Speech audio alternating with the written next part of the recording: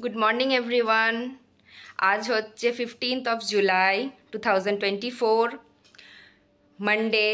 একটা নতুন দিন, একটা নতুন সোমবার, নতুন সপ্তাহের। এখন ঘড়ির কাঁটায় বাজে হচ্ছে 7:40। আমি ইমন। আমি আপনাদের সঙ্গে আমার ডেইলি লাইফের কিছু কিছু জিনিস শেয়ার করতে চাই। এটা আমার ফার্স্ট ব্লগ। আমি এখন রেডি হয়ে গেছি। সকাল সকাল আমার মেয়েকে নিয়ে যাচ্ছি স্কুলে ড্রপ করতে। এই যে এটা হচ্ছে আমার ছোট্ট মেয়ে ঈশা। ঈশা, সে গুড মর্নিং। তো চলো, আমি ঈশাকে ড্রপ করে বাকি আমি কি করছি সারাদিন তোমাদের সঙ্গে পরে আবার শেয়ার করছি।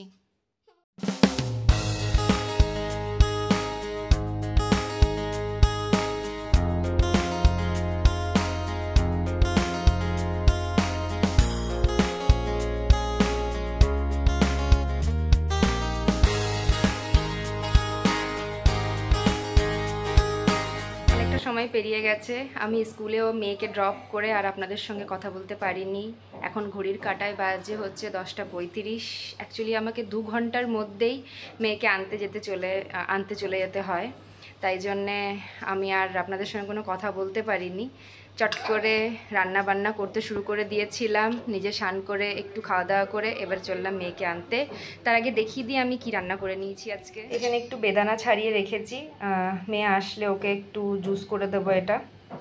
আর এখানে আজকে হয়েছে ভাত, যেটা মাই করে যায়। মা যদি সকালে মর্নিং ডিউটি যায়, ভাতটা করে দিয়ে যায় আমার জন্য, আমার একটু হেল্প হয়ে যায়।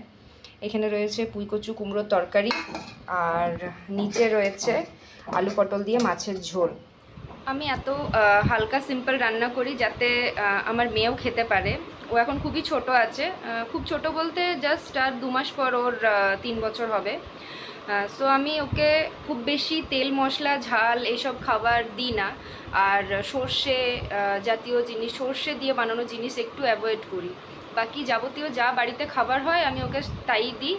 ওটাতে ওর খেতেও সুবিধা হয়, ও ইন্টারেস্ট নিয়ে খায়ও আর সব কিছু খেতেও শেখে। তো আমি দুটো রান্নাই করেছি, আর রাত্রের ডিমের তরকারি করে রেখে দিয়েছি। কারণ কি এরপর ওকে বাড়িতে এনে ওর সঙ্গে একটু টাইম স্পেন্ড করা, ওকে খাওয়ানো, ঘুম পাড়ানো, তার মধ্যেই মা চলে আসে নিয়ে আমাকে নিজের একটু কাজেও বসতে হয়, নিজের একটু কাজ থাকে, সেগুলো সব কমপ্লিট করে বিকেলে আবার ওর সঙ্গে মা একটু খেলাধুলা করে। এখন কি হচ্ছে না যে আমাদের সময় বাইরে আমরা খেলতে যেতাম, মাঠে খেলতে যেতাম। এখন ওরা যেইটুকু খেলাধুলা করে ওই স্কুলেই করে, বাকি সারাটা সময় ওরা যদি আমরা ওদেরকে বাইরে নিয়ে যাই তাহলেই একমাত্র ওরা হয়তো বাইরে ঘুরছে বা খেলছে, সেরকম কোনো ফ্রেন্ডস থাকে না।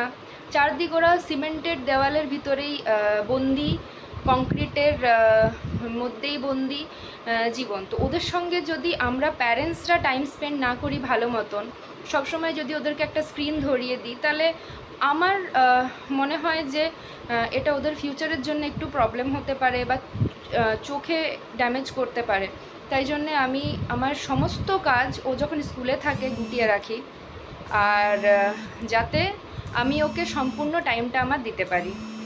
তো চলুন, অনেকটা টাইম হয়ে গেছে, 10:50 মেয়ের ছুটি, আমি এবার ওকে নিয়ে আসি।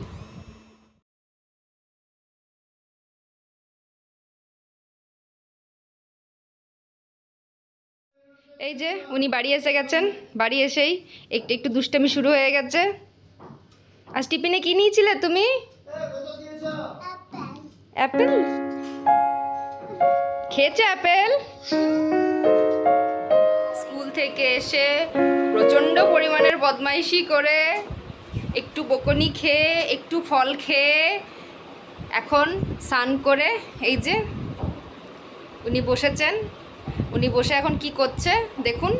উনি বসে এখন স্কুল থেকে যে অ্যাক্টিভিটিসগুলো দিয়েছে ওনার ফেভারিট ম্যাডাম, উনি এখন একটু অ্যাক্টিভিটিস করতে বসেছে। ওকে স্কুল থেকে যে যে হোমওয়ার্কগুলো দিয়েছে সেগুলো এখন করে নিচ্ছে।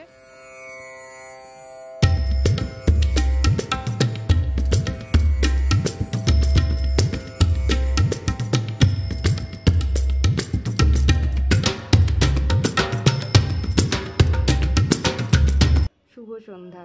অনেকটা সময় পেরিয়ে চলে এসেছি, এখন বাজে সন্ধে 7:30। আজ সারাদিন যা যা করেছি একটু হলেও আপনাদের সঙ্গে শেয়ার করতে পেরেছি। এটা যদি আপনাদেরও ভালো লাগে তো অবশ্যই লাইক, শেয়ার, কমেন্টের মাধ্যমে আমাকে জানাবেন। তো আজকের সারাদিনের যা যা করলাম আমি এখানেই শেষ করব। আগামী দিনে আবার অন্য একটা ব্লগ রইবে আপনাদের জন্যে। Thank you, tata, good night, by.